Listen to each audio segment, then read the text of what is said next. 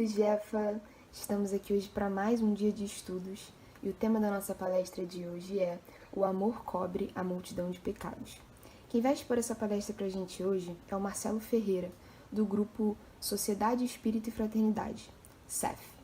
Bom, antes de começarmos, eu vou ler a mensagem de um livro e após isso faremos a prece. O livro que eu vou ler é Vinha de Luz, a mensagem é a mensagem 5, com amor. E, sobre tudo isto, revesti-vos de caridade, que é o vínculo da perfeição. Todo discípulo do Evangelho precisará de coragem para atacar os serviços da redenção de si mesmo. Nenhum dispensará as armaduras da fé, a fim de manchar com desassombro sob tempestades. O caminho de resgate e elevação permanece cheio de espinhos.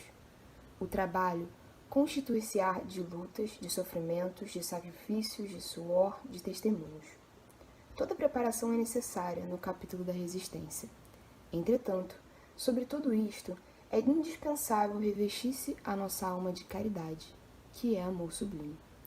A nobreza de caráter, a confiança, a benevolência, a fé, a ciência, a penetração, os dons e a possibilidade são fios preciosos, mas o amor é o tear divino que nos entrelaçará, tecendo a túnica da perfeição espiritual. A disciplina e a educação, a escola e a cultura, o esforço e a obra são flores e frutos na árvore da vida. Todavia, o amor é a raiz eterna. Mas como andaremos no serviço diário? Renovemo-nos no Espírito do Senhor e compreendamos os nossos semelhantes. Auxiliemos em silêncio, entendendo a situação de cada um, temperando a bondade com a energia e a fraternidade com a justiça. Ouçamos a sugestão do Senhor a cada passo na senda evolutiva. Quem ama, compreende, e quem compreende, trabalha pelo mundo melhor. Bom, nesse momento vamos elevar os nossos corações a Deus, deixar todos os problemas, todas as energias ruins, todos os pensamentos negativos de lado, que possamos aprender um pouco mais sobre os ensinamentos de Jesus, que o estudo de hoje não nos passe só embasamento teórico, mas que possamos aplicá-los no nosso dia a dia e que estejamos abertos a todos os ensinamentos e todo o amor que Jesus tem para nós. Que Deus esteja conosco, agora e sempre. Graças a Deus.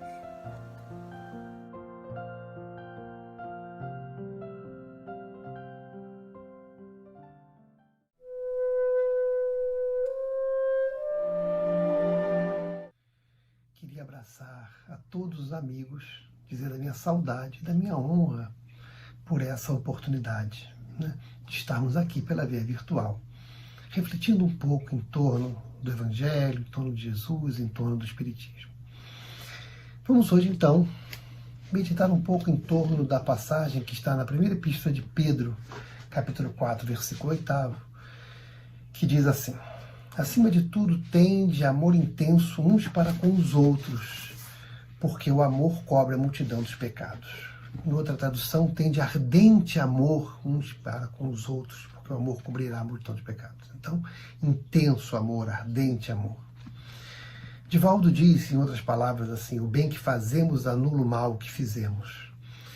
E vamos então refletir um pouco sobre o mecanismo das leis de Deus, sobre como funciona esse processo e como se dá o amor, ou de que forma é possível que o amor cubra a multidão de pecados. Para isso, vamos meditar um pouco em torno da lei de evolução e da lei de justiça.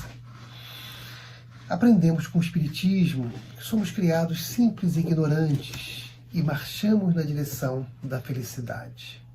Lá, Castro Alves, por Chico Xavier, na poesia Marchemos, que está lá no Parnaso de Lentum, diz assim, o grande poeta: há mistérios peregrinos nos mistérios dos destinos que nos mandam renascer. Da luz do Criador nascemos, múltiplas vidas vivemos para a mesma luz volver. Então, é esse processo evolutivo em que nós somos criados por Deus, simples e ignorantes, e vamos marchando, aprendendo, caindo e levantando na direção da divindade, na direção da felicidade. E para entendermos esse processo evolutivo, temos que entender um pouco, ou refletir um pouco em torno do conceito de justiça.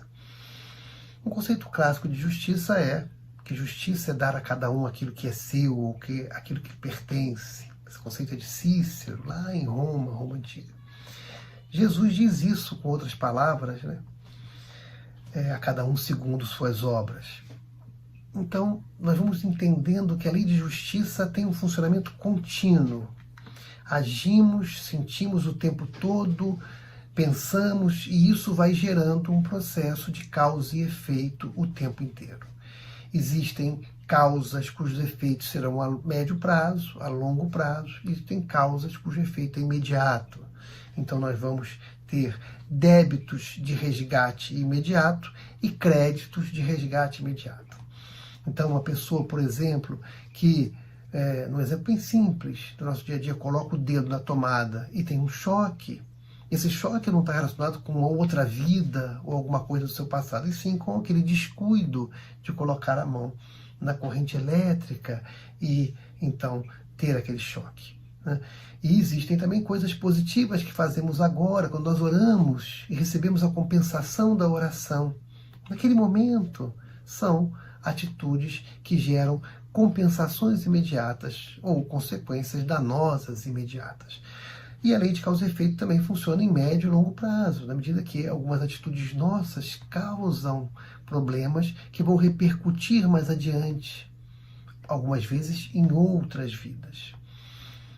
Dentro dessa ideia reencarnacionista, em que nós temos muitas vidas para trás e teremos muitas pela frente, nós hoje estamos vivendo um período em que nós trazemos uma ficha kármica, trazemos o nosso passado kármico de atos positivos e de atos negativos. E vamos, no decorrer dessa encarnação, agindo positivo ou negativamente, contribuindo com essa ficha kármica de uma forma ou de outra. Então, a lei de justiça e de causa e efeito, ela funciona o tempo inteiro, com uma grande dinâmica. E esses nossos atos, eles vão tendo consequências muito no nosso interior. Porque aprendemos lá com Allan Kardec, na questão 621 de O Livro dos Espíritos, que as leis de Deus estão escritas na nossa consciência. Então, é lá no nosso íntimo. Por conta disso, como cada um de nós tem um nível de evolução diferente, o seu despertar da consciência é diferente um do outro, as consequências vão variar de acordo com o nosso nível intelecto-moral, de acordo com a nossa maturidade, de acordo com a nossa evolução. Por exemplo, na Terra, na legislação humana, nós não punimos uma criança da mesma forma que punimos um adulto, porque a criança não tem ainda noção do que está fazendo quanto tem um adulto. Então, as leis de Deus muito mais perfeitas, elas vão ter consequências em relação a cada um de nós, de acordo com o nosso grau de evolução, com o nosso grau de despertar dessa consciência que está dentro de nós. Então, o nosso trabalho evolutivo está muito relacionado com essa interioridade. Daí Allan Kardec propor o autoconhecimento, lá na questão 919 de O Livro dos Espíritos, né? Os benfeitores propõem a Kardec, e Kardec vai dizer que o verdadeiro espírito é aquele que busca se transformar, né? Conhece o verdadeiro espírito por sua transformação, pelos esforços que faz por domar suas más inclinações. É esse esforço por entender-se e modificar-se que nos faz evoluir e que nos torna verdadeiros espíritas, como Allan Kardec fala. Então, a nossa evolução é justamente esse despertar da consciência. Vamos evoluindo à medida que vamos entendendo melhor as leis de Deus que estão dentro de nós. Kardec vai trabalhar muito essa questão da lei de justiça no livro Céu e Inferno, e muito no capítulo intitulado Código Penal da Vida Futura. E lá nesse capítulo, Kardec diz que o sofrimento está na alma. Onde estiver a alma, estará o sofrimento, encarnada ou desencarnada. não há um lugar circunscrito para o sofrimento. Assim como a felicidade. Da mesma forma, a felicidade. Então, o mal, ele tem consequências interiores. E com isso provoca a nossa autoeducação. Nós refletimos com aquele sofrimento e buscamos melhorarmos. Vamos aprendendo que os atos positivos nos dão compensações positivas. E aquilo nos dá um prazer. E aí nós queremos repetir os atos positivos. O prazer de amar, o prazer de fazer o bem, o prazer da oração. E aí queremos repetir porque temos prazer. O prazer da bondade, o prazer do perdão. E vamos também percebendo que os atos negativos geram sofrimento. E aí nós vamos vendo que não vale a pena repetir os atos negativos. Aí Allan Kardec, lá no Céu e Inferno, diz que toda imperfeição gera um sofrimento. Então, todo o nosso sofrimento está relacionado com uma imperfeição. E toda perfeição, toda virtude, leva à felicidade e atenua o sofrimento. Essa é a tese de Allan Kardec, e por aí vamos começando a entender a frase do apóstolo Pedro. Então, a imperfeição leva a sofrimento. A perfeição, a virtude, leva à felicidade. Quanto mais imperfeição, mais sofrimento. Quanto mais perfeição, mais felicidade. E aí vamos entender que o futuro está aberto para a nossa felicidade, né? A esperança de que nós, agindo positivamente, nós vamos construir a nossa felicidade. Diz também Kardec, lá no Código Penal da Vida Futura, no livro Céu e Inferno, que o bem e o mal são rigorosamente considerados por Deus, ou pelas leis de Deus, pelo funcionamento das leis de Deus. Então, eu me lembro, quando leio esse pedaço do livro, essa parte, essa reflexão, de 3 histórias. A primeira delas é uma história, um conto japonês, chamado Fio da Aranha. Esse conto diz que Buda estava num lugar com um discípulo, que era como se fosse um paraíso, um lugar de felicidade, e eles estavam no mundo espiritual, vamos dizer assim, numa linguagem espírita, e caminhavam e viram um lago. E quando aquele discípulo de Buda olhou para o lago, viu que era um lago, que lá no fundo tinham várias pessoas em profundo sofrimento, se afogando e sofrendo, e gemendo. E ele pôde perceber, o discípulo de Buda, ali um grande criminoso, um assassino. E ele falou para Buda, ali está fulano. E Buda viu. E eles foram observar aquela pessoa. E aquele homem, ele, naquele momento, se lembrou de um ato positivo que ele tinha feito na vida. E Buda chama o seu discípulo para que prestasse atenção. Aquele criminoso, certa vez, quando estava na floresta, escondido, ele viu uma aranha e deixou de matar a aranha. E ele lembrou-se disso, e ao lembrar-se disso, um fio, uma teia de aranha, começou a sair do lago na direção, do fundo do lago na direção da superfície onde estavam Buda e o seu discípulo. E aquele homem pegou aquela teia e viu que a teia era forte e começou a subir naquela teia, saindo do sofrimento na direção da felicidade, libertando-se daquela dor, e foi subindo, foi subindo. E quando ele está no meio, para o final do caminho, ele olha para baixo e vê que vários homens estavam atrás dele, também subindo naquela alternativa, naquele fio de aranha fortíssimo. E ele então se preocupa, o fio ia arrebentar, e aí todos iam cair, e ele imediatamente começa a gritar, desçam, saiam, esse fio é meu. E nesse momento, ouviu-se um barulho, plique, o fio se cortou, e todos caíram no fundo do lago, inclusive aquele homem que tinha feito o gesto positivo. Percebamos o detalhe da história. No momento em que o homem se lembra do gesto positivo, ele consegue, pela beleza e consequência daquele gesto, encontrar uma alternativa. No momento em que ele pensa que era só dele e pensa egoisticamente, aquela alternativa rompe-se, inicia-se um novo processo de causa e efeito, e ele volta para o seu sofrimento. Existe uma outra história de Humberto de Campos, por Chico Xavier, muito interessante.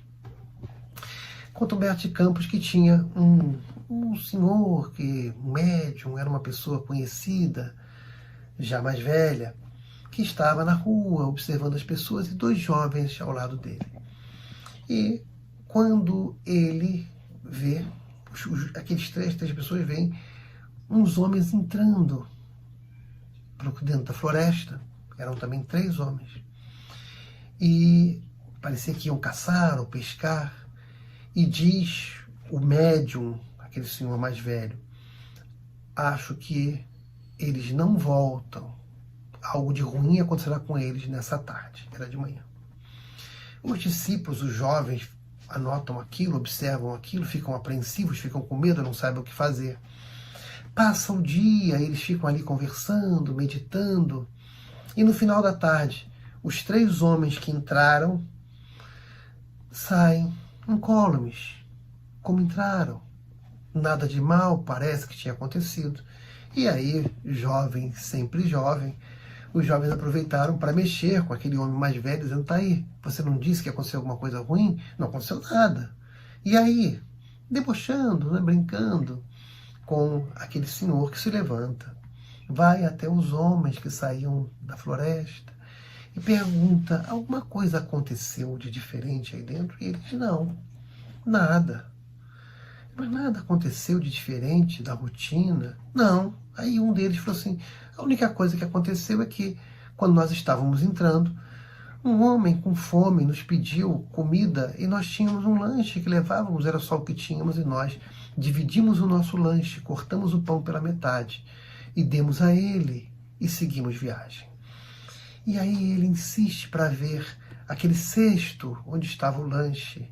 E quando ele olha dentro do cesto, abaixo da faca que tinha cortado o pão, tinha uma serpente com a cabeça cortada.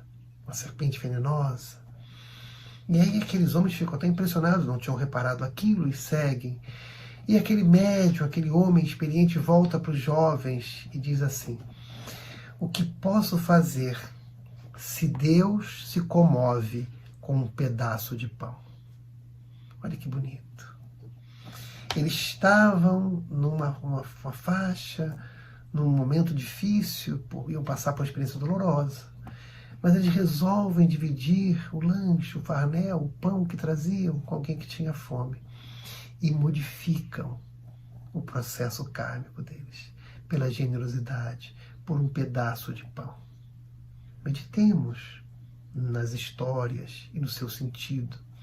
Existe uma outra, também pela mediunidade de Chico Xavier, que conta que existia numa casa espírita um médium, trabalhador do bem, que era muito querido, um homem simples, um operário de uma indústria, mas que era dedicado na casa espírita. Trabalhava arduamente e era um bom chefe de família, cuidava dos filhos, da esposa, se dedicava no tempo que lhe sobrava para o amor ao próximo, na reunião mediúnica e nas demais tarefas da casa espírita, dos estudos ao trabalho assistencial. E certo dia, esse homem, no seu trabalho, trabalhava com máquinas, perde um dedo. Todos ficam muito chocados. Como? Como um sujeito tão bom? Ele perde um dedo. Onde está Deus? Como é possível isso? Com tanta bondade. E ficam todos assim. O homem levou com resignação aquele processo, foi se cuidando, foi ao médico. E um dia, na reunião mediúnica, um benfeitor revela que na outra vida, aquele homem que perdeu um dedo, tinha, por ódio, por vingança, decepado o braço de um trabalhador seu numa máquina. E que nessa vida ele trazia o sofrimento e resgataria perdendo um braço. Mas em virtude do amor, da bondade e da utilidade das suas mãos e seus braços, entendeu a divindade, as leis de Deus, que seria suficiente o sofrimento da perda de um dedo, não mais necessária a perda do braço. Vamos compreender isso? Vamos entender como que o amor cobre a multidão dos pecados? Dizem os benfeitores, e isso está no Céu e Inferno, isso está também no livro do Raul Teixeira, do livro do Camilo, por Raul Teixeira, Justiça e Amor. Há um sistema de débitos e créditos que se equilibram e podem se compensar. Parecido com o sistema financeiro, pensemos em débitos e créditos financeiros. Mas como é possível isso? Como pode o amor cobrir a multidão de pecados? No Céu e Inferno, Kardec ensina-nos que o primeiro passo, quando agimos mal, é o arrependimento. Os passos seguintes, a expiação e a reparação. Só que, em algumas vezes, a reparação pode minorar ou até excluir a expiação. Vamos entender melhor. O que se fere quando agimos mal? O que se fere é a lei de Deus. Camilo, benfeitor, por Raul Teixeira, no Justiça e Amor, diz assim: cabe ao ofensor dar conta de seu desequilíbrio ante a consciência cósmica contra a qual agiu. Ele chama isso choque de retorno. Porque muitas vezes nós agimos equivocadamente contra nós mesmos. Ou contra alguém que nos ama. Um filho, por exemplo, que agride uma mãe, a mãe perdoa. Mas ele agiu contra a lei de Deus. Então o perdão do ofendido não resolve o nosso problema com a lei de Deus. Por isso que nós temos que dar conta do desequilíbrio nosso perante a consciência cósmica, de acordo com a nossa faixa evolutiva. Lembremos daquilo que falava no começo. Diz o Camilo, nessa mesma obra que falamos, Justiça e Amor, que esse processo se opera na própria consciência e no perispírito. Eu vou ler, aqueles que tiverem interesse, podem nessa obra Justiça e Amor pesquisar no capítulo que fala Justiça e Consciência. Um sistema perfeito de autoimpressão, à base de sutilíssimas energias, deixa registrado na viva tela perispiritual se o indivíduo deixou de agir consoante as leis sábias do Criador, por imaturidade do senso moral, por falta de mais profunda percepção da consciência, ou por negligência, má vontade, ou mesmo por maldade. Então vejamos que há uma marca no perispírito quando nós agimos em desacordo com as leis de Deus. Essa marca será proporcional ao nosso despertar de consciência, à nossa evolução. E quanto maior for a nossa responsabilidade, se for por maldade, aquilo será mais danoso. Se aquilo foi por negligência, será menos danoso. Se aquilo foi por maturidade, menos danoso. Por quê? A lei de Deus é perfeita, é justa, e esse é um processo automático. Né? Na lei humana, né? Não tem lá os juízes adequando a pena, se o crime é doloso, se o crime é culposo, com os atenuantes e agravantes. A lei de Deus é muito mais perfeita e funciona automaticamente. Mas como que nós podemos tirar essa marca, reequilibrar essa marca? Será o aprendizado provocado pelo amor, ou o aprendizado provocado pelo sofrimento, que vai equilibrar ou apagar essa marca. Então percebamos, temos a imperfeição gera um sofrimento. O sofrimento tem por objetivo que eu corrija a imperfeição. Na hora que eu corrijo a imperfeição, eu reequilibro aquela marca. Né? Então, se eu tenho uma imperfeição e se eu amar para corrigir a imperfeição, eu também reequilibro essa marca. O processo, então, o objetivo da lei de Deus com o nosso sofrimento é que nós aprendamos, que nós evoluamos. O processo é pedagógico, precisamos aprender. Aí Kardec sugere, lá no Código Penal da Vida Futura, que o ideal é fazer o bem que tenha relação com a imperfeição a corrigir. Operar bem com os créditos, né?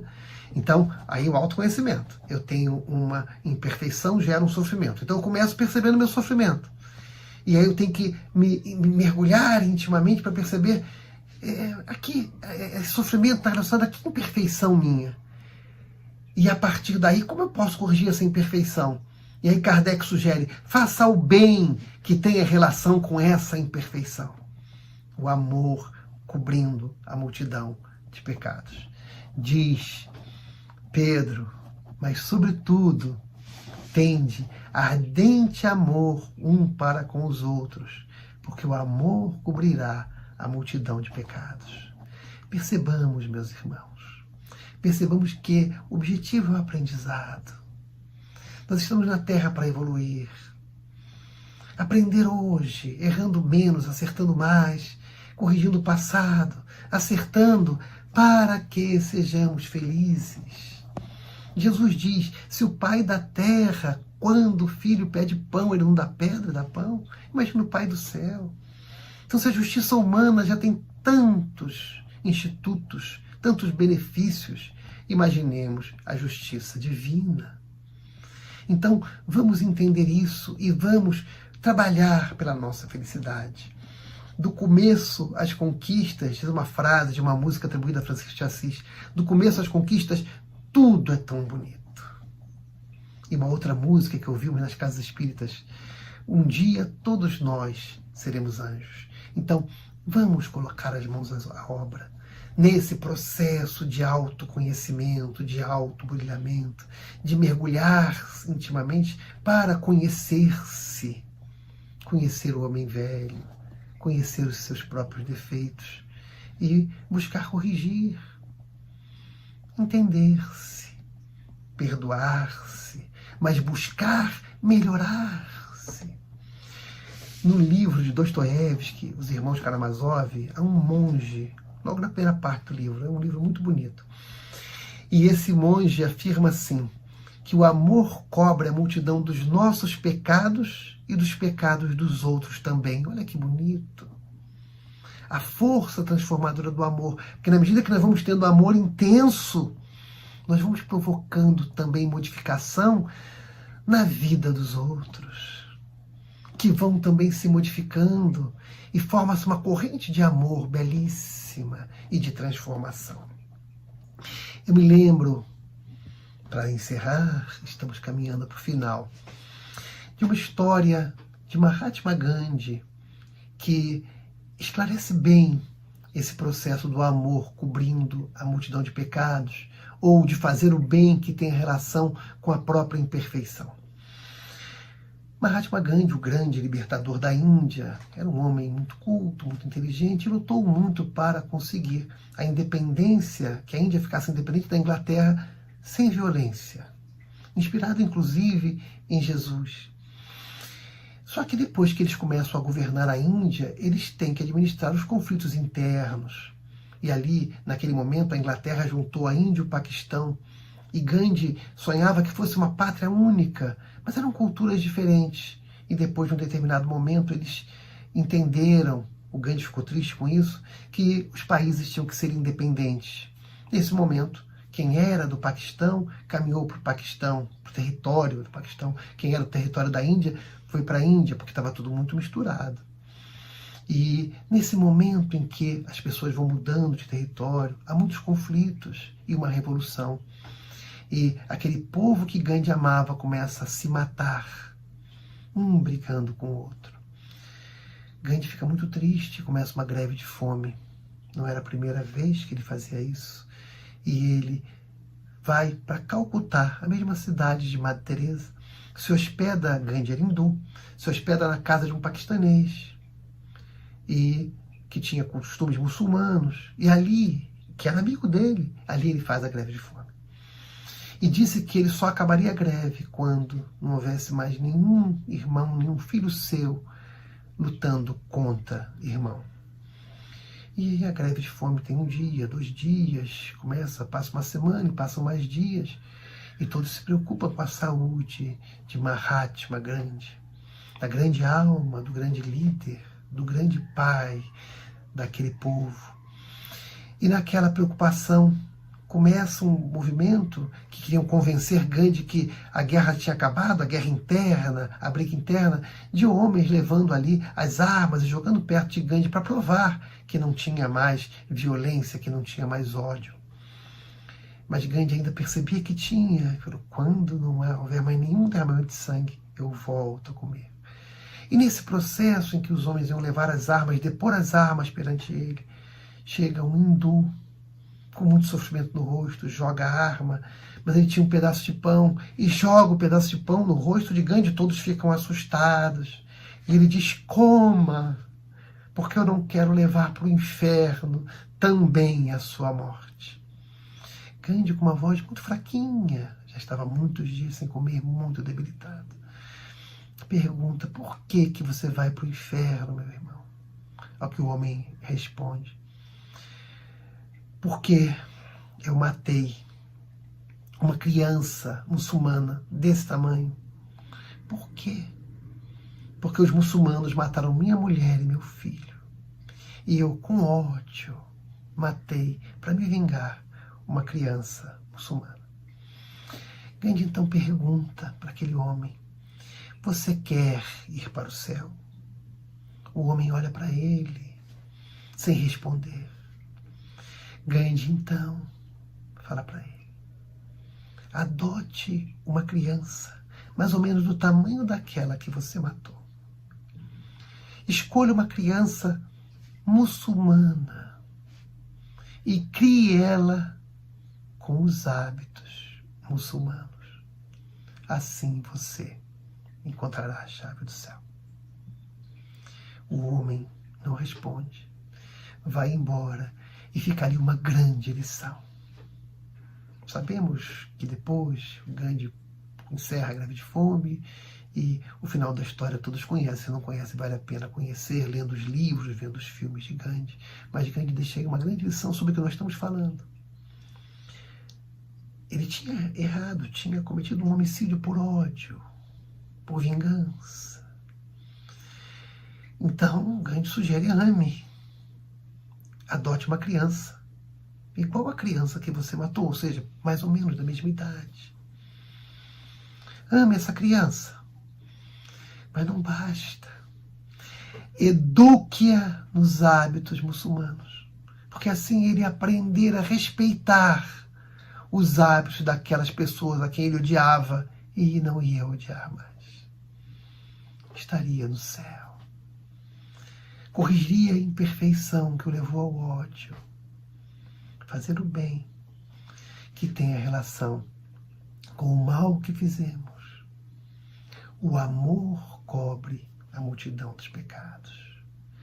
Meus irmãos queridos, vamos amar.